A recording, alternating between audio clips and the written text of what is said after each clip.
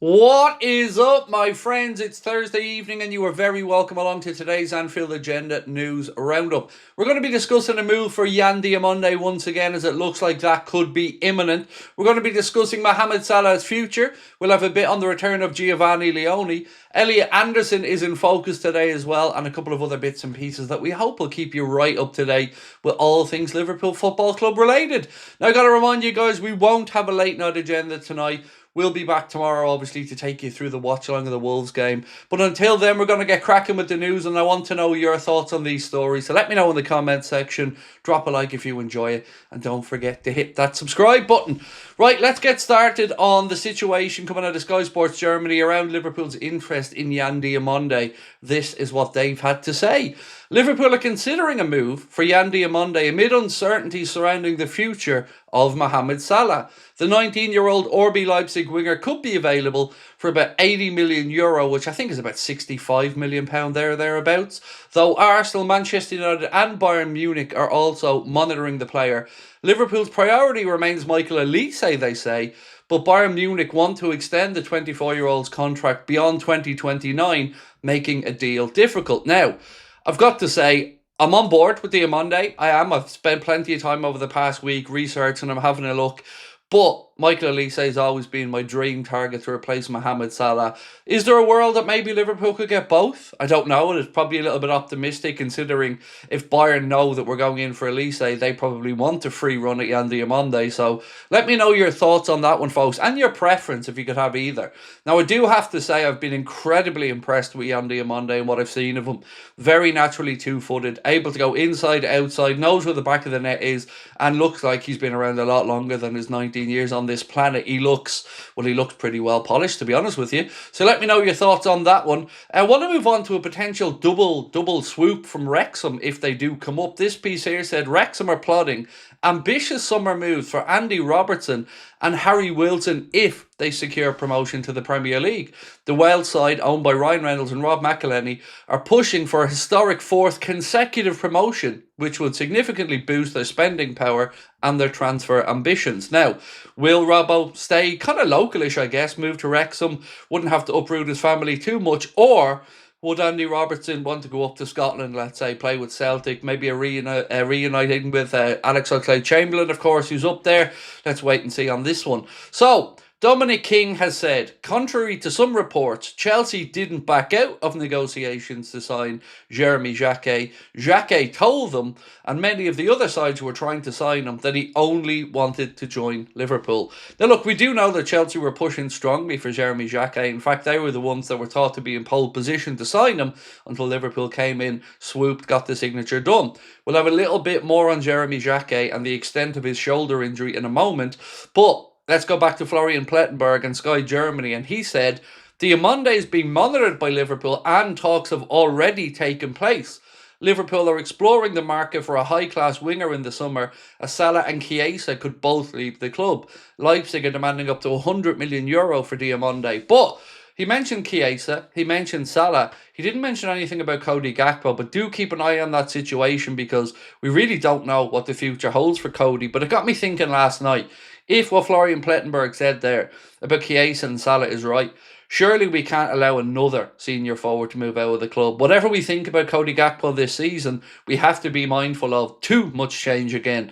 So if we lost Salah, if we lost Chiesa, personally, I think we should keep hold of Gakpo and bring in another couple of forwards around him. I said this many times on the channel. I think we need somebody in that 25, 26, 27 bracket to be there to help these younger players through as well. Particularly if you look at the options we would have. Yan Diamonde, let's say, Rio Ngamoa, two young wingers. So you'd want a bit of senior professionalism in there. Now, if you could tempt Michael Olise to come in. But what we can't do, ladies and gentlemen, this summer is perhaps the mistake that I was lured into and many others last summer. Just look at it as one in, one out. We've got to build out the squad. So roughly, let's say we bring in 4 players. Or excuse me, let's say we sell 4 players. I'd like to bring in 6. So whatever it is that Liverpool do, I'd like another 50% on top brought in to give us a bit of squad depth. And when I say brought in, I don't mean, again, just young players. We need a mix as well. We need some experience in the team. Interested to see what does happen at left back if Andy Robertson, of course, does depart in the summer. DeMarco is another name that's been linked with us. Anthony Robinson in the past has been linked with us. So let me know your preferences there on the left side. For me, I'd love to give Andy Robertson another year's contract, but of course, that will lie with Robbo and his family, what he wants to do. Now, I've a bit on Giovanni Leoni coming up and another bit on Jeremy Jacquet, but before I do, just a reminder, ladies and gentlemen, we have our giveaway with thanks to our friends at the collectorscorner.co.uk. We're giving away this signed Kenny Dalglish frame shirt completely free. Just scan the QR code on the screen for details on how to enter. And if you'd like to get yourself 20% off anything at the collectorscorner.co.uk, use our code Anfield Agenda 1 at checkout. Right, back to Dominic King, and he's talking about Giovanni Leoni this time, and this is what Dominic King's had to say. While it's too early to put a date on when he will return, there are no indications he'll be back running on grass within next month. Leoni has made a huge impression on those at Liverpool's Kirkby base with his dedication to gym work, which is great to hear. It must be a very difficult, lonely process working your way back from an ACL, particularly at such a young age as well, moving to a new country. I'm sure it was a difficult period for Giovanni Leoni, and us as Liverpool fans, of course, we can't wait to welcome him back. He looks like the real deal, looks like an absolute superstar in the making, so fingers crossed we see him back on the pitch as soon as possible. And again, well done to Giovanni Leoni for keeping his head down, plugging away, working hard to get back fit and available. And again, we wait to see him back soon. Right, let's move on to L'Équipe. They say that Jeremy Jacquet could be at risk of missing the start of next season, with a French doctor indicating that the Liverpool-bound defender could be sidelined for up to 6 months with a shoulder injury. Now look, we believe that's absolute worst case scenario. Our own research on this guesses around 3 months is more realistic. But again, you got to always, I guess, plan for the worst case scenario just in case. But Liverpool are still hopeful that Jeremy Jacquet will be back and available for pre-season in July. And remember, the Reds are heading over to the United States this summer as well after the World Cup for a pre-season tour. Right, Paul Joyce has said, Slot does not have many options to change the team, which raises questions about how that £450 million was spent by sporting director Richard Hughes and Michael Edwards, the chief executive officer of football for Liverpool's owner Fenway Sports Group, and whether in fact more change was needed. I think more change was needed, but it was needed from the view of building out the team rather than maybe first team players.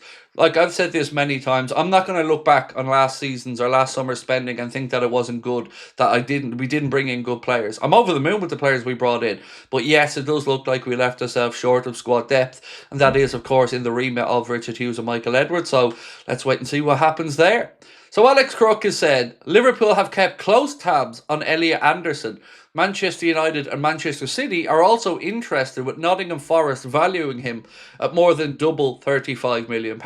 Why doesn't he just say £70 million then? That really confused me when I read the article. We view him at double, more than double £35 million. So £70 million then, boys, yeah? Honestly, at £70 million, if that is the number, I'd still pay it, and I still think he's worth it. Do I think he ends up at Liverpool? No, my gut feeling is unless something drastic happens with the charges and City are relegated, City could be his destination. Manchester United, we know, are also in the market for a defensive midfielder. They've been linked with him, Carlos Baleba, Adam Wharton, and many, many others. So, ladies and gentlemen, that is where we are currently at. Tonight, there'll be a podcast clip coming out for you guys where we got stuck into, well, I'm not going to tell you which subject it is because, well, it's not because I don't know which one Connor's putting up. I just want to be mysterious. Insert tumbleweeds going across the screen there now. That is it for me for now, ladies and gentlemen. But we will see you tomorrow. A reminder, the Reds are in action at 8 o'clock. We'll be live from 6:45 to take you through the game. Connor will be here in the morning with a news video as well. Do let us know your thoughts on everything that we've spoken about in this video. Elliot Anderson, the situation with Mohamed Salah and Federico Chiesa. Whether you'd like to see Liverpool bring in 3 or 4 attacking players even this summer. And of course, your thoughts on Jeremy Jacquet and the situation at centre-back. One more big question that I'd like to get your thoughts on is, who do you think should start in goal tomorrow? Been thinking a lot about this over the last few days, and take into account the fact that Alisson has had a mistake or two in him recently with the ball at his feet. I think tomorrow I would like to see Georgi Mamardashvili get the opportunity in goal, because we don't know how much longer Alisson has at the club, whether it'll be this summer, whether it'll be next summer. But we do know that we haven't yet seen enough of Georgi Mamardashvili, and we're running out of opportunities to give the guy a start. So I'd like to see him start in goal. You've probably seen that from my preview as well, which is now up on the channel. So if you haven't had a chance, give it a watch and let me know what you think. I've made changes to the starting 11. Arne mentioned in his press conference as well that there will be changes to the 11. Not wholesale changes, and I do understand that sincerely because there's only so many players you can pick from. But let me know your thoughts on that and everything else that we discussed in today's video. Appreciate you guys. Have a wonderful, wonderful Thursday evening. We'll see you tomorrow. Much love. Bye-bye.